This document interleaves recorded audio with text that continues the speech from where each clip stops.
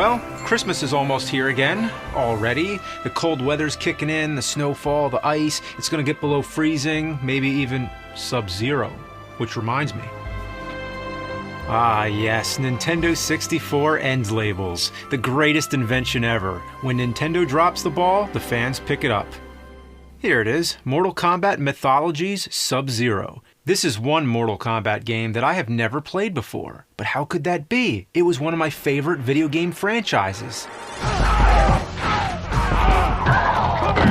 Yeah, in the 90s, Mortal Kombat was the fucking tits. Everybody was obsessed with it. When it came to fighting games, Street Fighter II and Mortal Kombat were as essential as food and water. I'll never forget my first time seeing the original game in the arcades. I distinctly remember catching a glimpse of it between the shoulders of bigger kids crowding around it. I was impressed by the graphics, the realistic human figures, and shocked by the excessive blood and gore. It was awesome. It was one of the games to inspire the rating system. When it came to home consoles, nobody knew what to do. The Genesis version had a code to unlock the blood, while the Super Nintendo version left it out altogether. But starting with Mortal Kombat 2, it was blood for all.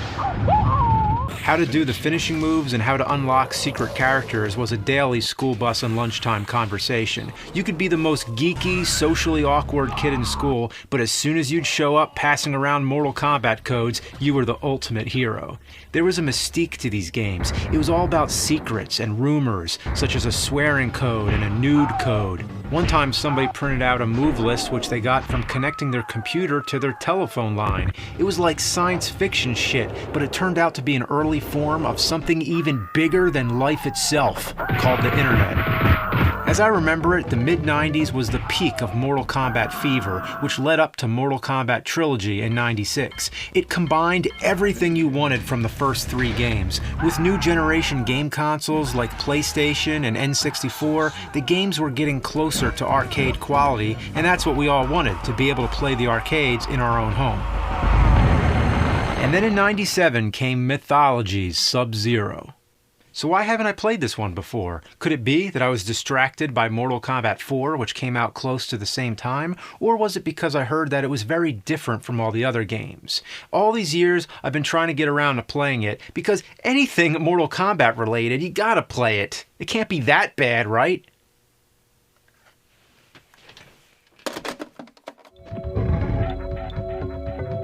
Oh, wait, what the fuck? God! Okay, you have to press B to turn around. In all the other Mortal Kombat games, you automatically face your opponent, but here, every time you jump to the other side, it's one extra button you gotta press. This is like Karate Champ bullshit. I can understand why this might be necessary, because unlike other Mortal Kombat games where you fight your opponents one at a time, here you're fighting multiple enemies, so if you find yourself in between two of them, you might need to turn around. Sometimes it turns automatically. Yeah, you never know. So after you jump, you'll hit the button only to find that you turned yourself the wrong way. Alright, well, that ruins the whole game. Game sucks. Case closed. Should I just end the video right now? Or could the game get even worse? Obviously, you play as Sub-Zero. I suppose if the game caught on, they would have made a whole mythology series starring all the different characters, and I think that is what they were intending. Well, I'm glad they didn't quit their day job. The day job being real Mortal Kombat. There are some RPG elements. When you fight enemies, you earn experience points, gain inventory, and learn special moves, like Sub-Zero's trademark ice projectile. But being so familiar with the other Mortal Kombat games, it comes off as more of a tease that you don't already have it from the start. Ah! Now they're gonna start doing that shit! Alright, wait for it. Ah! Now I'm on a ledge. What do I do here? Jump? Of course not.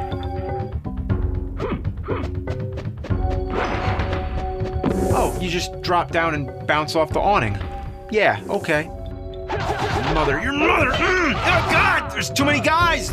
What? More of these? Okay, easy does it. Ah! Oh, get the fuck out of my way! Ah! Yeah! Did you see that? I fucking squashed that bitch! Fuck! Run! Ooh! okay? Strategy. Run and stop. No. Can't run, can't walk, can't fucking do anything!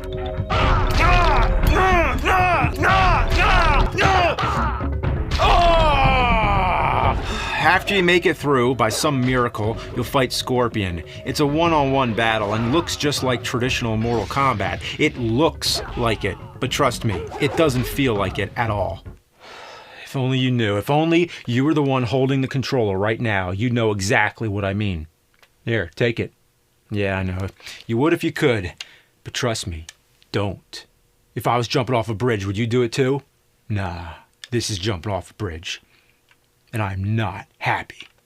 Afterwards, you get a cutscene. This is where I should mention that the game was also on PlayStation. It's very similar, but the most noteworthy difference is that on the N64, the cutscenes are just still images and text, but with the PlayStation version, since it was a CD-based console, it was able to have full-motion video and audio. I am Scorpion. You killed me in cold blood. Just stick to Mortal Kombat Annihilation. Okay, what the hell am I supposed to do here? Oh! The fuck?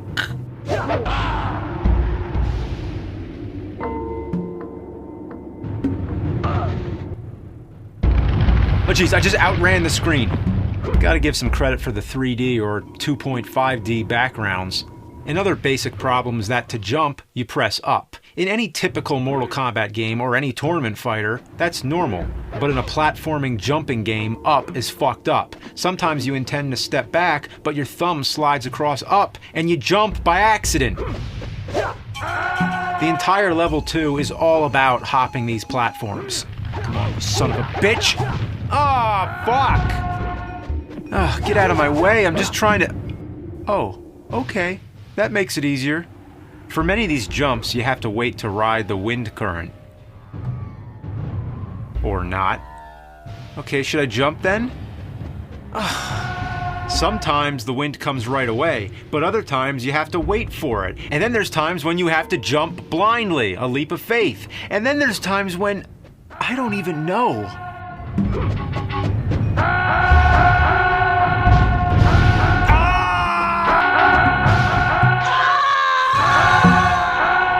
As if that's not bad enough, then you have to start jumping on these spoons. You don't have much control over your jumps. It's always the same arch from wherever you last stood. Once you're in the air, there's nothing else you can do. Even when you do land on the spoons, you don't really land on them. You sort of magnetize to them. And I love how abruptly the continue screen appears. Watch this. Wow. They didn't waste any time. Unlike Symphony of the Night where it takes like 3 fucking hours! You'll be busy fighting and then all of a sudden this screen comes up and you might accidentally hit no. But it doesn't matter anyway because I've been using passwords to skip ahead, and even then the game is impossible. It's one cheap death trap after another. Oh, come on! That is low. And it's a real fair fight when there's all this shit on the screen. Foreground obstructions, real classy. Also, it's one of those where the fuck do I go type of games. Yeah, you know, the kind that make you say where the fuck do I go? How about down here? Nope, another dead end. Okay, what do I do now? What? Oh! God!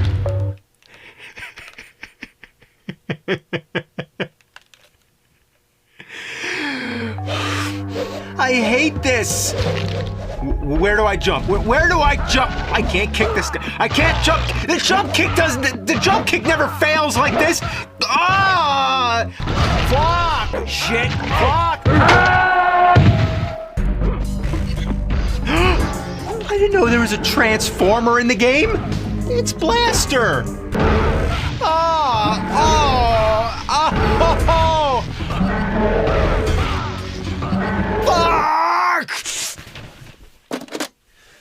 No wonder I haven't played this one before! This is anal sauce! Finish him. Fatality.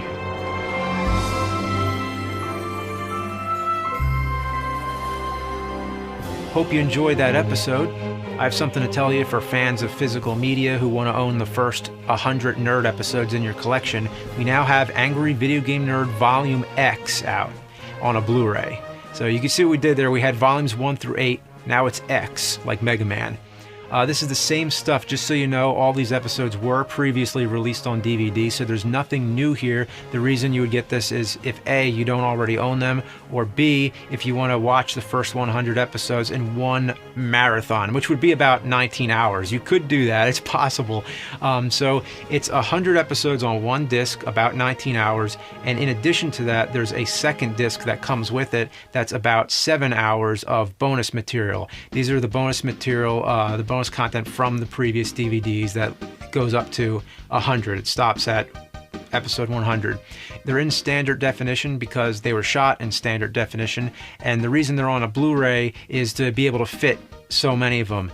Blu-ray discs are a lot more expensive to manufacture than DVDs, but I think by cramming so many into them, it's a lot more cost effective. So this would be if you want to own the episodes on fewer discs.